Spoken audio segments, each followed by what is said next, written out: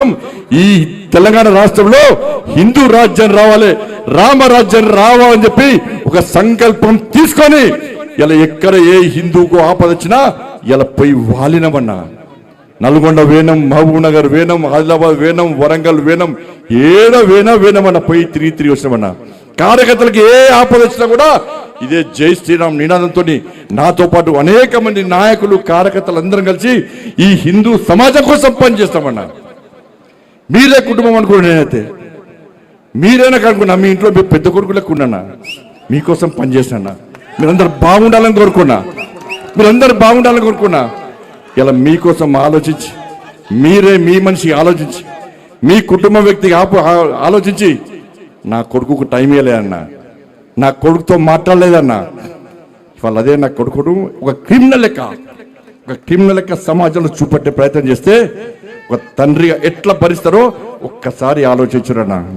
నా కొడుకు నేనేం తప్పు చేయలేనా, మేము ఫ్రెండ్స్ ఉన్నానా, మేము తప్పు చేయలే, కలిసి ఉన్నాం, ఇలా విడిపోయినాం, నేను ఏ తప్పు చేయలే, నిజాయితీగా బయటికి వస్తా అని చెప్పి ఇలా నా కొడుకు చెప్పాక నేను సమర్థిస్తలేనన్నా. తప్పు ఎవడు చేసినా కూడా నా కొడుకైనా సరే ఎవడైనా సరే చట్టం ముందు సమానులే. నా కొడుకు తప్పు చేస్తే తప్పకుండా నా కొడుకు శిక్ష 100% పడాల్సిందే. ఇలా నా కొడుకు ఒక రకమైన చట్టం, ఇంకో వ్యక్తికి ఇంకో రకమైన చట్టం ఉండాలని కోరుకునే వ్యక్తి బండి సంజయ్ గారు. సమాజంలో చట్టం ఎవరికి చుట్టం కాదు, సమాజంలో చట్టం అందరికీ సమానమన్న విషయాన్ని ఇవాళ నేను స్పష్టం చేస్తున్నానా. ఇవాళ నేనెట్లా వెళ్ళినో, నేను ఏ దారిలో వెళ్ళినో అదే దారిలో నా భార్య వస్తుందని ఇప్పుడు మీకు అంతా తెలుసు అన్న.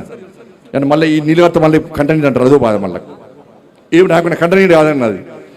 ఇవాళ నేను ఎట్లా పోతున్నాను మీకు మామూలుగా తెలుసు. నేను ఏ దారిలో పోతున్నానో నా భార్య కూడా నా దారిలో వస్తుందన్న. మీకు మా భార్య ఉద్యోగం చేస్తుంది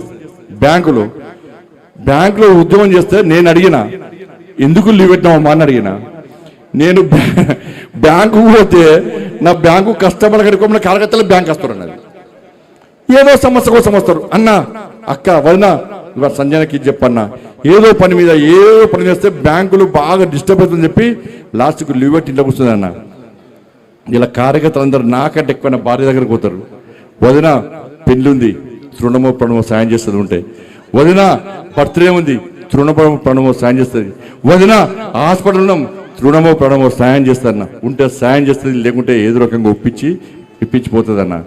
కానీ ఇలా కన్న పేగు డిప్రెషన్లో ఉందన్న, ఏడ్చుందన్న, డిప్రెషన్ పోతుంది, కనీసం సంజాయించే అవకాశం లేకుండా ఇలా ఇబ్బంది పడుతుంటే, ఇలా మా కుటుంబం మీద పరోక్షంగా ప్రత్యక్షంగా ఇట్లా దాడి చేస్తుంటే ఇలా ఏ విధంగా ఒక తల్లి భరిస్తుందో ఒక్కసారి ఆలోచించుడన్నా.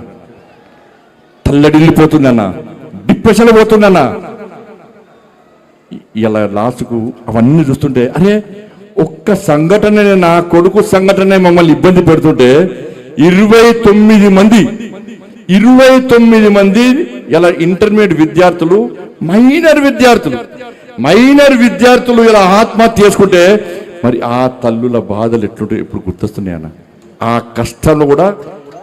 కష్టంలో కూడా వాళ్ళకు అండగా ఉన్న వ్యక్తి ఈ బండి సంజయ్ అన్న.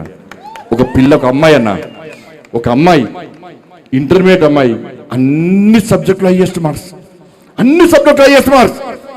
కానీ సోషల్లో 0 మార్క్స్ అన్న. 95 సోషల్లో 0 మార్క్స్. ఇది తప్ప కాదా?